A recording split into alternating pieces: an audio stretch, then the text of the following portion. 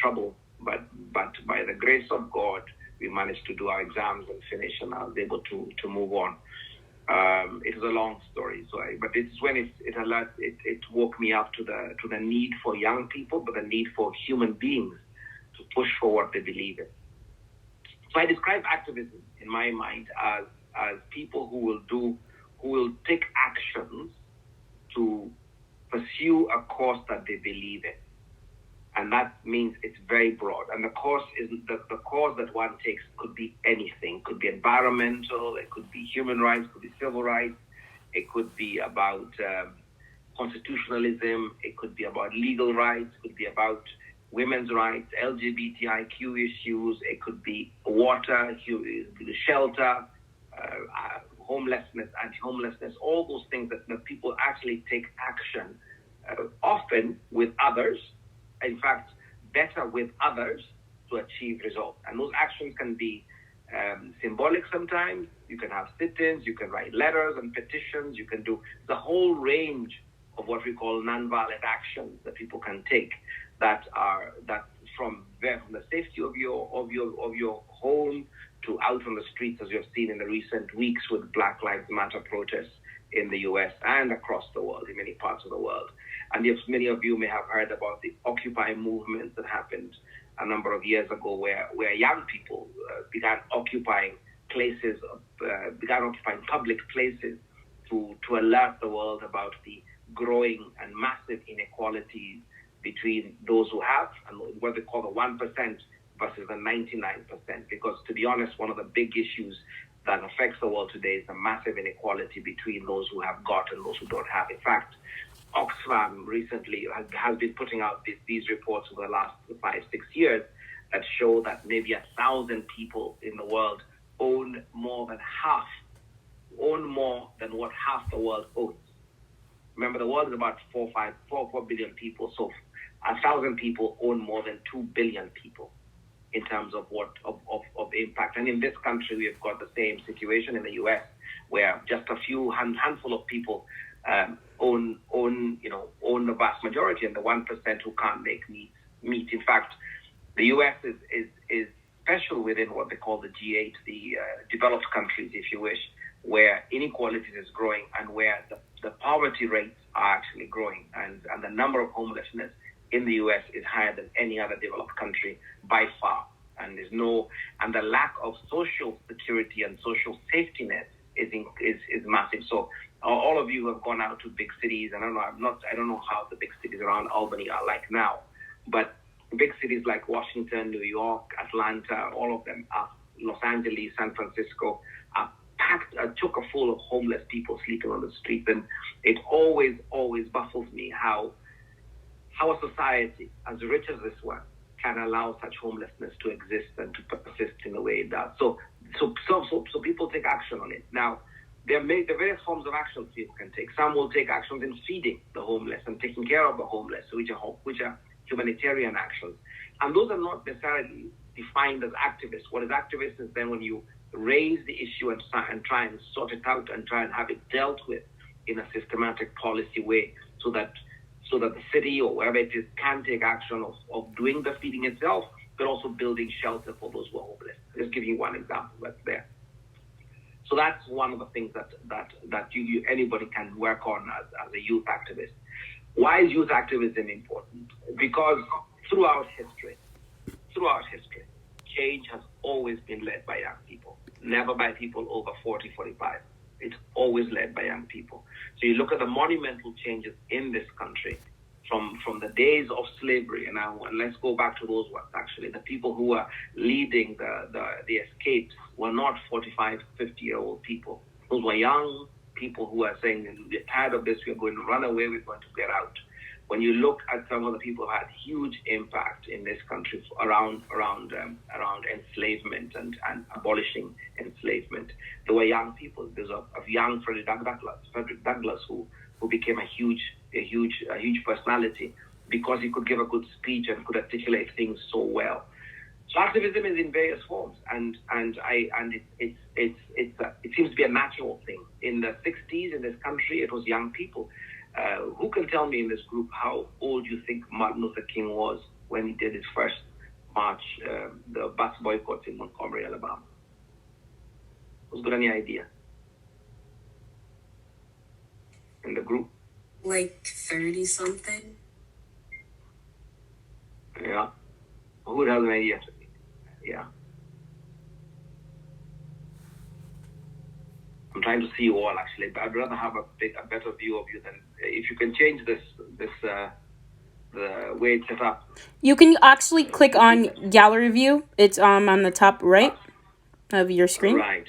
That's better. Yes. Yes. There you go. Yes. It's much nicer that way. I don't want to see myself.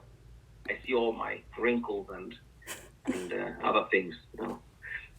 But it's yeah. So Martin Luther King was in his 30s when he started off doing lead. I think it probably was in his 20s actually. I think it was 29 if I remember correctly, or 28, 29 when he took over the leadership in his church in Alabama, or 26 even. And maybe the reference here might help me, please, with that small fact.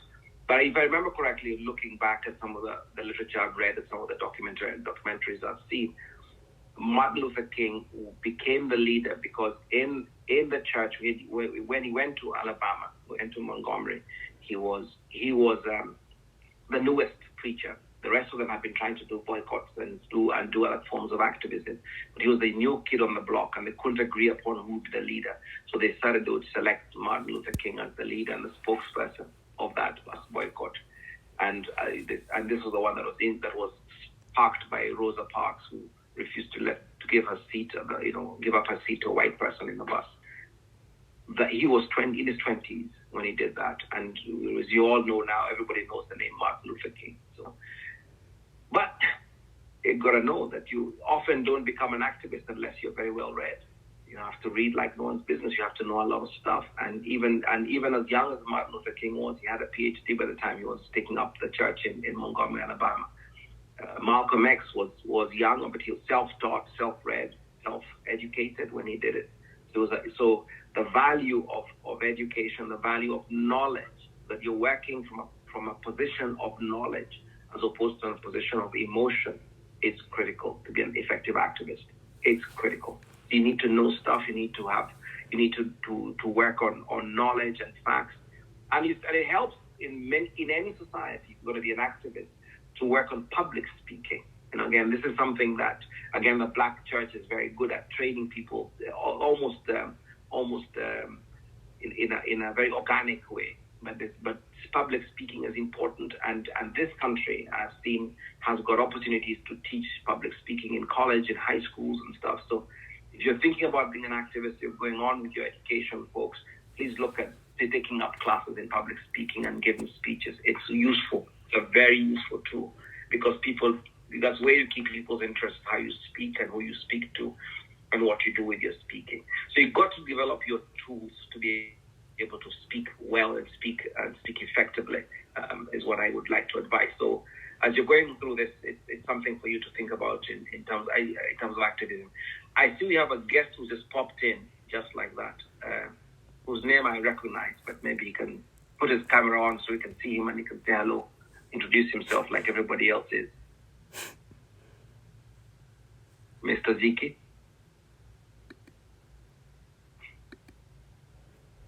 He's on mute. You're on mute. There you go. You unmuted. Hi, everybody. Hey, I'm Ziki Bukala. I'm a roommate of Mr. Kiai and Sisika's dad. Anna Kwabi's dad too, who's there? Anna Kwabi's hidden somewhere. Oh, there she is. Yeah. Yes. So just for those who don't know, Ziki and I basically grew up together. We have been friends since our early preteens, perhaps. And it's been a good long friendship. Well, one of the traits of activism is keeping friends and making sure you keep them close. So that's something you got to learn as well. You become a better activist because you can keep and maintain friends and maintain relations and networks that are necessary. So maintaining networks of people, connecting with others, those are really important. But I emphasize again that young people are the ones who often take the lead in activism in whatever it was in this country. Again, in the 60s against the Vietnam War and for peace, led by young people with music as well, music entering the scene. And so if you're a musician, it's great if you've got that skill and can be able to sing or lead people. We always say that there can be no revolution without music. There can be no revolution without music. So learning what we like to call struggle songs is so vital and so critical because it keeps everybody's spirits up, and those are important things to do. So little things that people don't quite even think about are good. So music is good, art is good. For those of you who will get a chance at some point to come to Washington and see the wonderful posters that are out on the wall, on the fence of the White House from Black Lives Matter. Just fantastic pieces of work people have done. And people are believing and coming out. And so activism also is not only about connecting people, but also convincing people and persuading people. And it's not by force. It's also accepting that people will disagree with you, and it's fine if they disagree with you. And so you can always learn to live with disagreement. But it's how you do it, how you convince people, how you articulate your facts, the reading that you have to do, the knowledge you have to maintain and keep up with, because things change and they change dramatically.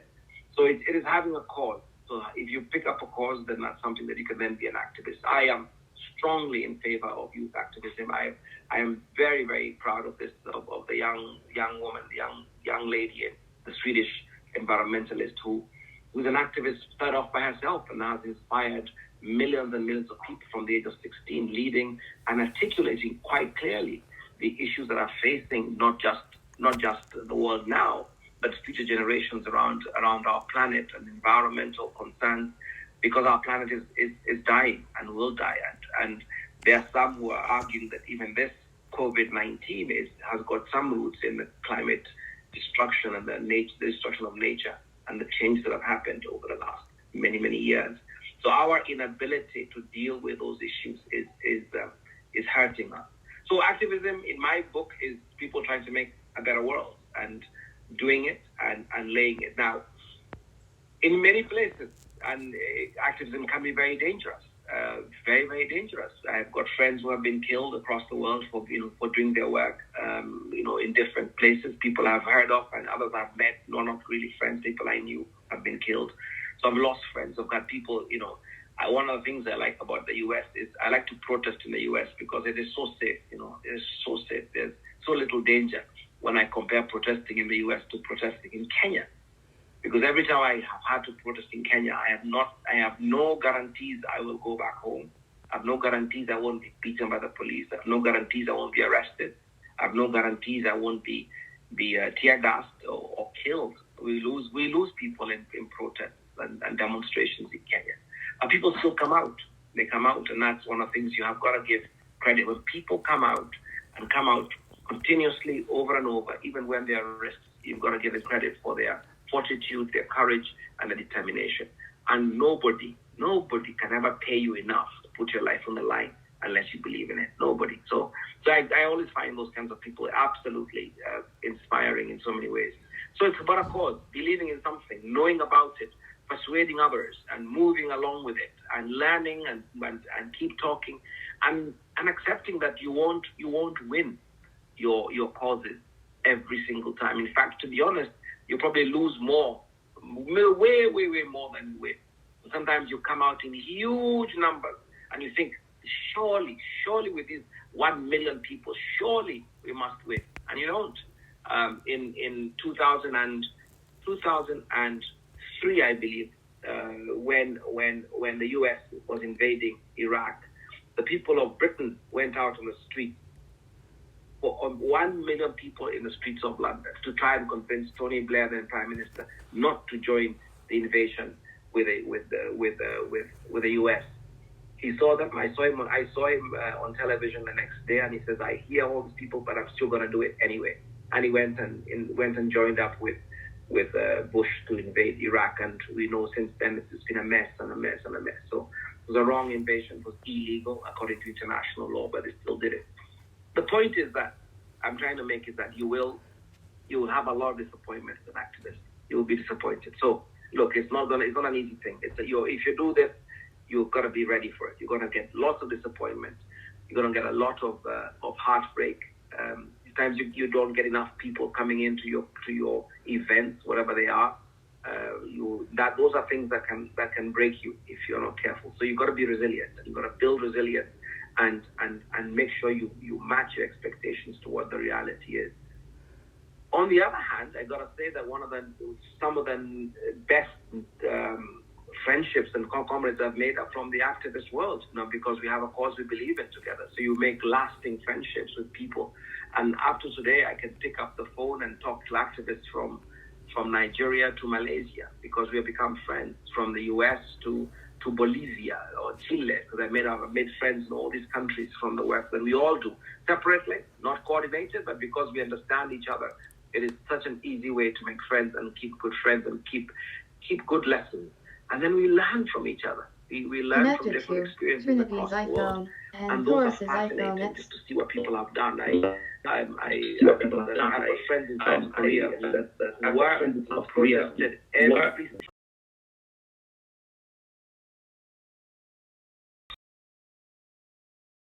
It's not easy.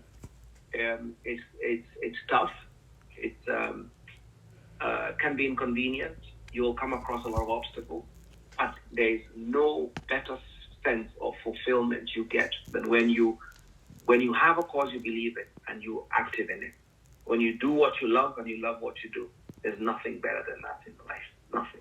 And there's so many things that come with it. If you do it with integrity, if you do it with honesty and decency, and you do it with respect, so it's great. So as you young folks are thinking about what you're going to do and how you're going to focus it, have a cause, have it clearly delineated and outline what it is you want to do. Have causes. You don't have to have only one. You can have many causes that you believe in, but make sure you believe in it and then study it hard and make sure you know it all. And then you work out to reaching out to others and convincing others and see how you can build onto it. And remember, there's hundreds and hundreds of ways of nonviolent action. Let me again reiterate that. There are hundreds of ways. It's not just protesting. Protesting is probably the most dramatic if you can get big numbers. I suppose the most dramatic, even if sometimes because the police come and break it up and tear gas and cause violence in it. But there are many ways, and there's a great, and you can all Google this. I think it's called 598 ways of nonviolent action. There's a document that's been published by the International Center for Nonviolent Conflict. So you can also look at that and see what tools there are there. But there are many tools, and it's not a closed list. It's not an exclusive list. People come up with different things all the time and different ways of addressing the issues that they have. So you can have old people, actions by old people who you think sometimes will be protected. You can have small actions. The mothers of political prisoners the mothers of that disappeared in Argentina, who are quite effective, protesting every week. I think it was on Friday in white, just going around, a few of them, but doing it Friday after Friday after Friday after Friday after Friday, never stopping for years and years, and eventually they got some accountability. Sometimes it takes years. It's not for the faint-hearted. It takes a long time, and Ziki will tell you that we took more than 20 years trying to get a new constitution in Kenya with just different forms of activism, singing, reaching out to communities, dancing, and drama, theater, doing as many things we could to enlighten people about why we need a new constitution, or even trying to stop, because in Kenya we've been trying to stop killings by the police for more than 30 years. We have not succeeded yet. We haven't succeeded. You keep thinking we're getting there, and then we don't. So the whole police brutality, police killings, and the structure and the nature and the culture of policing is something that needs to be looked at a different way. So you can also be, by the way, an activist intellectual activist, maybe one of the two.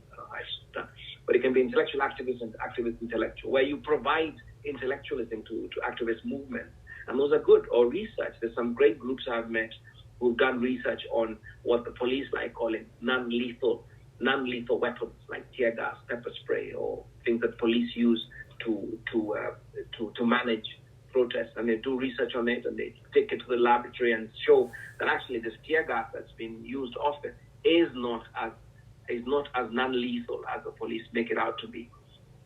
So those things help. All those kind of researches help, and documentation helps. So let me just I want to end it there so we can move on with questions. But for those of you thinking about this, and I hope you're still just thinking about it, it's something to. There's a lot out there. There's a lot of information out there. There's a lot of material out there. But if you have a strong belief and a strong sense of a cause, and this is something that I think people should be encouraged to do, because it's very, very fulfilling. Okay, I have talked long, or too long. Thank you. We appreciate it. It does say to drop your name in the chat, but for the sake of time and just being a little bit more easier, just feel free to unmute yourself and ask your questions.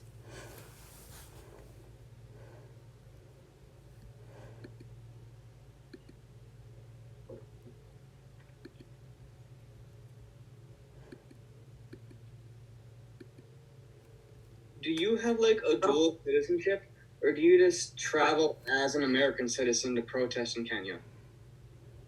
No, I don't have dual citizenship. I'm purely Kenyan, but I'm a resident. I'm a permanent resident of the United States, which is why I can come here. But so that's So I am Kenyan, but I'm hoping that with time, and maybe after November, it might be a little easier to become an American citizen, so I can have dual citizenship. So all my fingers are waiting for November, when things may hopefully will be a bit more open after the November elections. Yeah, I also have a question. I was wondering if you can elaborate it on more. When it comes to activism and being in the UN, with your experience in being a member of the United Nations, did you find activism a lot easier as you were able to come globally with other major leaders? Well, what I did at the UN, I was what they call a special rapporteur on the freedom of assembly and association, which is really you'll forgive me for this little spiel, but protests fall under what we call assembly, freedom of assembly. So this is meaning people can assemble together and do other things. My job was monitoring the respect of freedom of assembly and the freedom of association, which means people gathering out, people can associate with each other. So in that context, it was not a on the ground grassroots rollout playing. I was actually kind of at a slightly elevated level. So I would study. So I would go to countries and talk to people, and then write a report about what they've been doing. I did because I believe in protests and the freedom of assembly. I took part in protests here in the U.S. I took part in a protest in Istanbul on an LGBT pride parade in Istanbul. I took part in a protest in South Korea, and I took part in a protest in Kenya. So I did that, but I didn't do that officially. I did that as myself. So I took part in protests when they were available. People are doing it. I wouldn't organize it. I hear it's there, and I would go because I wanted to show support to the community that this is actually a legal, right way of doing things. But it's not just protests, like I said. It's many other ways you can do this activism. So within that role at the UN, I had a bird's eye view of what was going around the world, and I would get reports literally every day from all over the world, from people who are asserting that their rights are being limited and being curtailed, whether it's a right to associate, where governments would try and delegalize organizations or not allow them to officially legalize. All protests that are being stopped and brutalized. So would then respond by sending press statements or having meetings with the ambassadors. And when I went on mission, I had lots of meetings with presidents and ministers talking about their country and asking questions and trying to get somewhere. So it was a different thing. And because I had the mandate from the United Nations, it does open up doors that would not ordinarily have opened up were I to go there on their own. And there's no, look, how can anybody just pick up and say, I'm going to the Republic of Georgia to talk to ministers? They will never open the door for you, But when you say I'm coming with a UN mission, then they will talk to you, and because they have respect for the UN system. I came to the US I did about 3 weeks mission in the US in 2016. I think I went to about 12 cities in 13, 14 days. It was really grueling, but it was great just doing that. And that's when I went to protest. I went to both the Republican convention and the Democratic convention that time. It was just great to see the exercise of assembly and association rights, as we call it.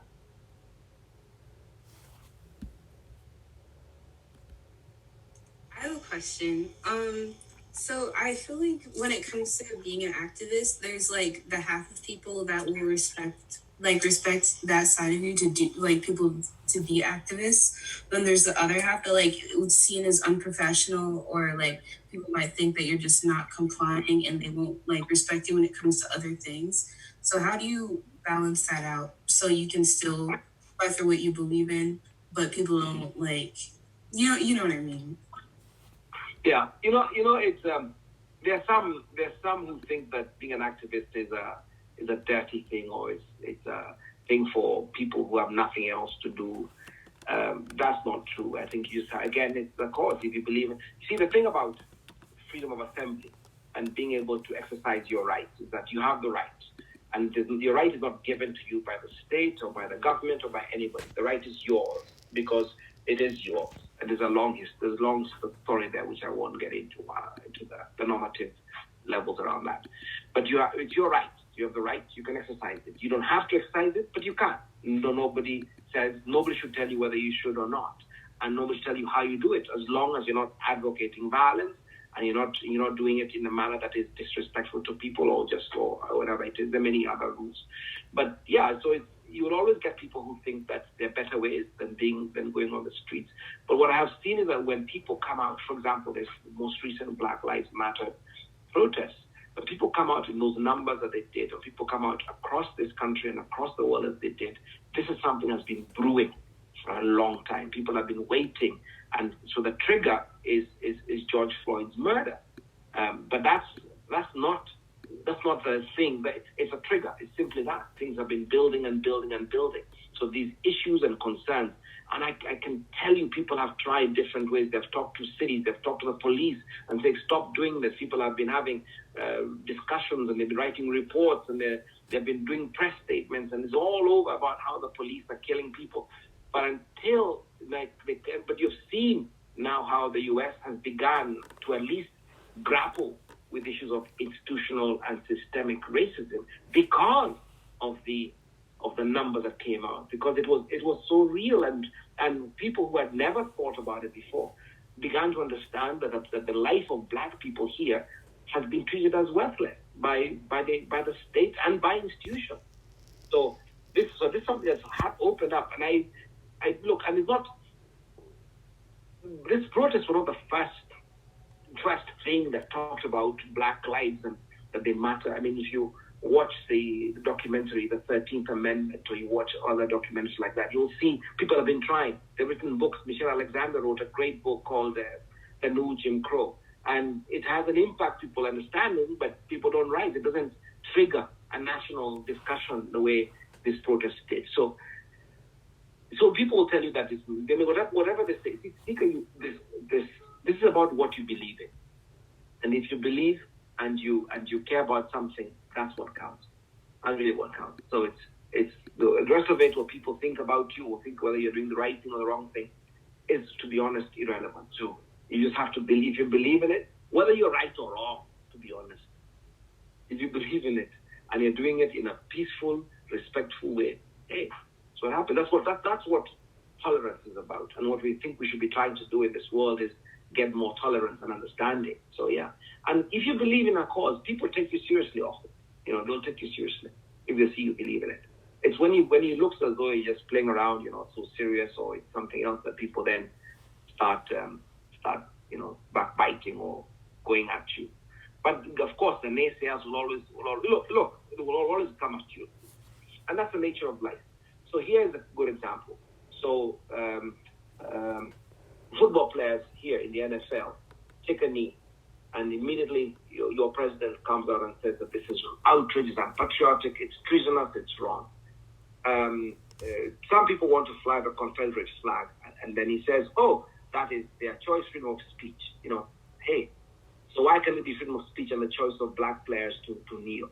The questions you've got to ask yourself around this. So what he does and what he says actually portrays his values. So his values are clear, that he doesn't like black people protesting. That's what his value is. So he's got a perverted view of black people. And that's how you understand the thinking. And the way he's talked about Black Lives Matter, and the way it's things that you then understand when it comes. But he will certainly call you a naysayer, good for nothing, jobless person who's trying to seek a field. They'll insult you. It's okay. It's all right. It's okay. You have to get a thick skin too.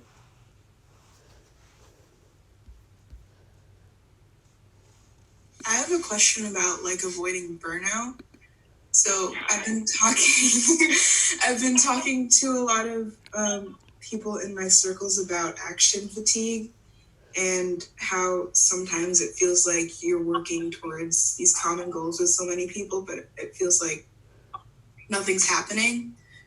And I don't know, maybe I'm just cynical, but it's hard to stay motivated in that. So I guess I'm wondering if you've ever experienced a drop in morale and how you manage that before it sort of spirals. That is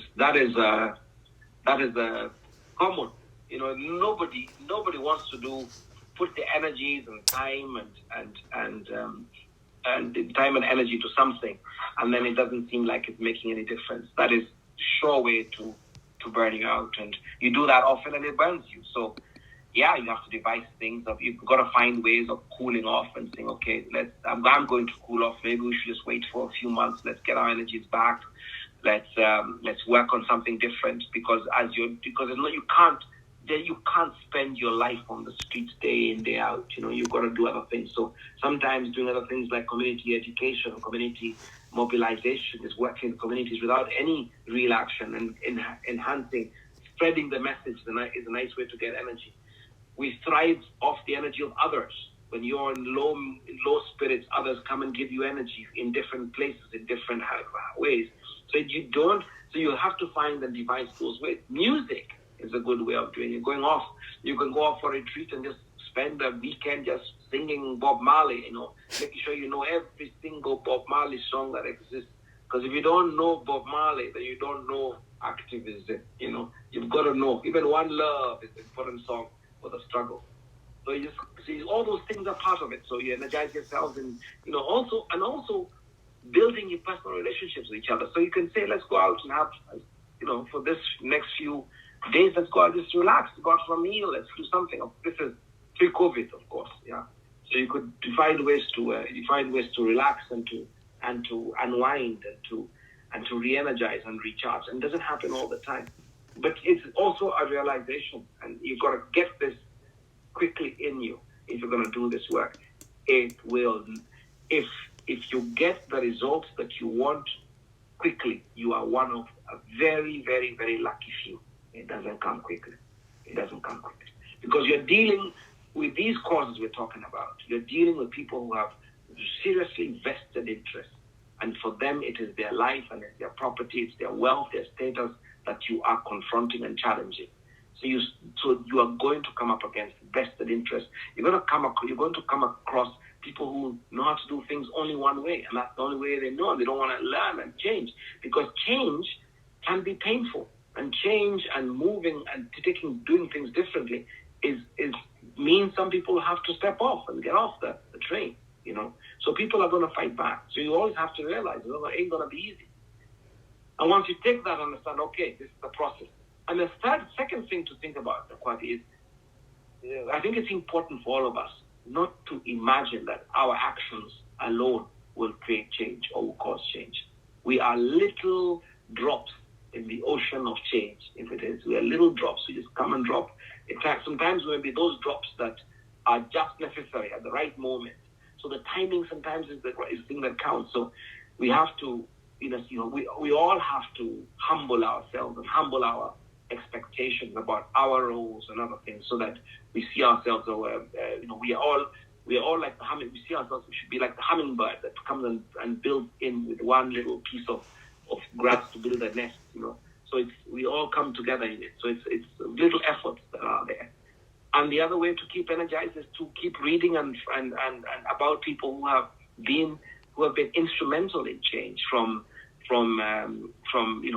Malcolm X to all these people that and reading about them, finding out what they did. I would recommend very much for you to read Wangari Maathai's Life and Unbowed, because she's done, who no one would have ever, she never would have guessed that she'd do what she did. So there's all kinds of people, to Mother Teresa even. I mean, look, readers were widely. So once you get that, then it energizes you and gives you perspective, because change doesn't come from one person or from one event. Look, Martin Luther King, who was able to mobilize people and capture the imagination, or Malcolm X, is one in 100 million. They don't come easy. And so and so people, I know people who start off and want to be like that. But you know what? Take your place. You're not going to be important. You're going to be a cog in this whole thing. You move with life, and as long as you feel you're making a difference, or you're doing what it is that you believe in, and just live life like anybody else. So the cause is important, but it's not everything. Okay, thank you. Yeah, we really appreciate what you have given us tonight. It's a lot to think about in terms of youth activism, and what to do to move forward.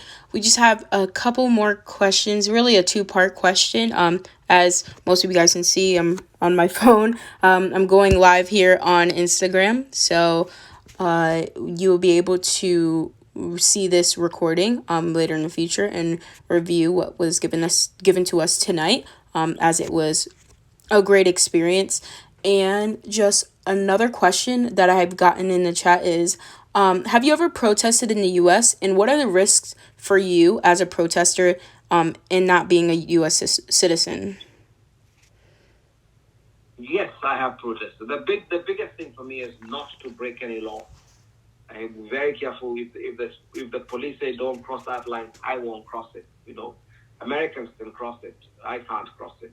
So I make sure I stay within the law completely. That's important. The fact that I'm not, let me make this clear. The fact that I'm not American does not take away my rights, of any rights.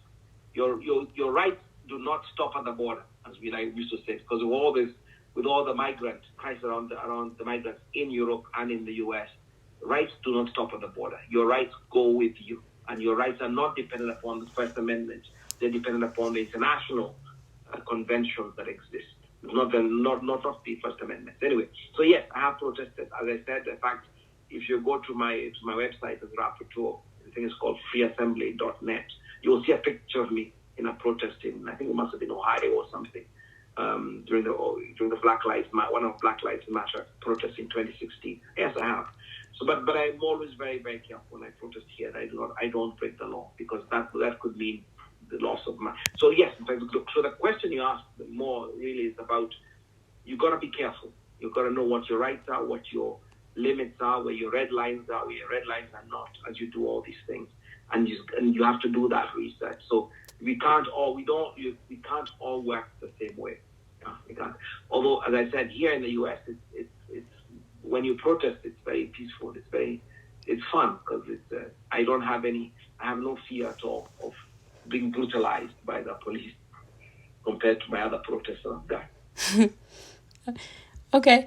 Does anybody else have, thank you for that. And by the way, does anybody else have any more questions for Mr. Kiai tonight? I would like to hear from the Reverend.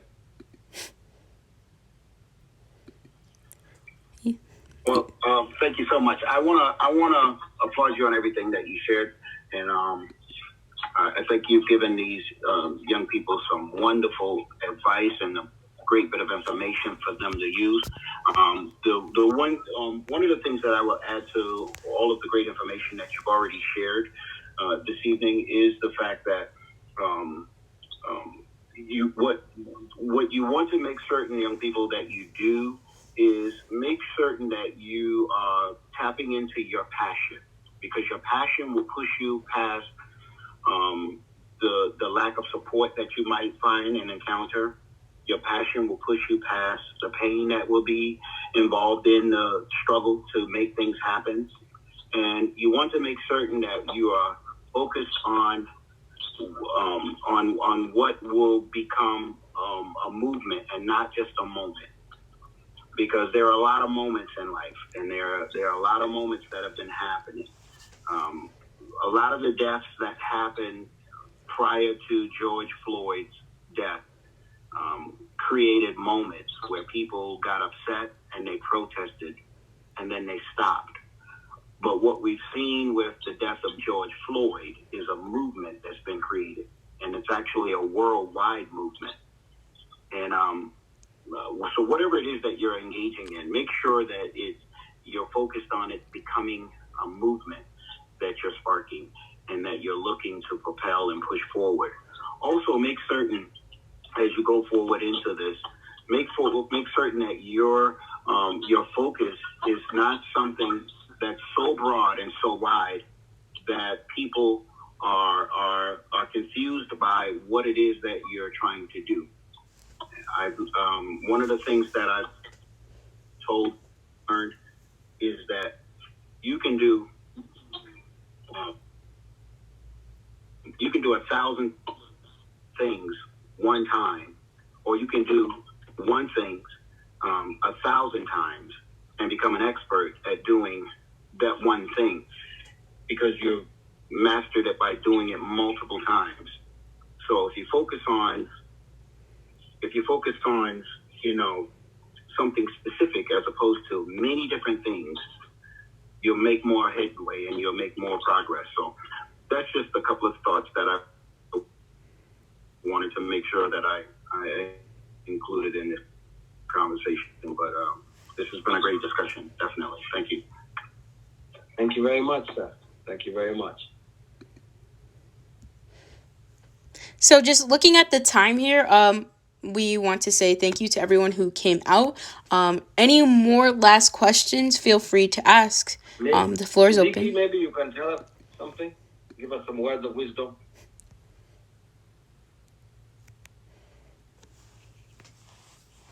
You're muted. You're still muted. There you go. Funny. I'm supposed to be an engineer and like things right. No, I think I'm really, really proud of what you guys are doing, and it's certainly you build passion at a youthful level, right? So I saw Mr. Kiai begin his passion when we were in high school, right? And he's pursued it and made it a career. And it's really about, like he says, right? You be passionate about what you're doing. We've had conversations with my girls here. We talk about activism is not necessarily just being in the streets. And I'm glad that Mr. Kiai talked about that. There's different kinds of activism that participate in education, research, training, and just even in creating kind of thoughts about it, right? So I think that's an important thought, right? Because when we are caught in the moment, it's easy not to reflect on the big picture. So I think I'll just emphasize that aspect of what Mr. Kiai said. Again, I'm very proud of what you guys are doing. Find what you're passionate about. And the same thing the Reverend said, just pursue it. Thank you. All right. Thank you. Is there any other last words that Mr. Kiai, do you want to say before I close out this meeting? I just want to say thank you to you all, and thank you for attending this. And again, sorry for the change of time, day for it. But thank you for you all for coming back again for the second day. I really appreciate that. Thank you, Madam Sisika, for pushing me as hard as you did. I appreciate that too. It's I now understand some things, which is good. But I really appreciate you guys, and thank you for your passion and for this interest. And you can, and please build on it. Please build on it, and just get, as you're doing this, get yourselves well educated, well grounded. Nothing no matter what you do, nothing beats having a good, solid education. Nothing. And people listen to you when you're well educated and you know your facts. They listen to you. So, and you one of my heroes at this point in this country is Ta-Nehisi Coates, who probably has been more instrumental in the last 5 years than anybody else to bring back the question of reparations for slavery and Jim Crow and segregation than anybody else, simply by writing, researching, deep research, and publishing an article in the Atlantic Monthly, and it was brilliant, and it's moved people forward. So, as Ziki says, there are many ways you can be an activist. That was an activist article. He's an activist intellectual in so many ways. So, because he presented it well, and he's a great writer, and he took advantage of the moment he was in, because he was again, the other thing, there's some things in this life that are also luck or fate or whatever it is. It puts people in certain places and at certain moments, and you have that moment, and you can make that difference, be part of that difference. So, but you have to be ready for it. When the opportunity comes, you've got to be ready to take it. If you're not ready because you haven't read enough, you haven't studied enough, you're not enough of a great speaker, then it passes. So, get grounded is all I can say. Get grounded. And thank you again. Alrighty, thank you guys so much. For those of you who are on live with us right now, we thank you for coming out and participating through this wonderful special event hosted by Project One. To all of our members, thank you so much for also coming out on this evening and supporting Project One. And also, we have just one more point of emphasis of, if you want to understand activism to a deeper, with a deeper knowledge, I should say, I really encourage you to watch Good Trouble, which is a John Lewis biography film documentary. You can find it on Amazon. Spectrum has it. But if you really would like to have more education on youth activism, as John Lewis has started when he was even our age, I really recommend that you go watch that. And it's called John Lewis Good Trouble. Wrapping everything up, thank you again for coming out. If you would love to become a member of Project One, as we do have some visitors, always feel free to go check out our Instagram, which is on the screen right now, Project One 518, and you could easily go follow our Instagram and go join our Google Classroom and figure out how to become a member. If you have any questions, remember to also contact project1518@gmail.com, and you could also DM the Project 1518 Instagram account. Thank you all for coming out, and I hope that you all have a wonderful evening. Bye, everybody.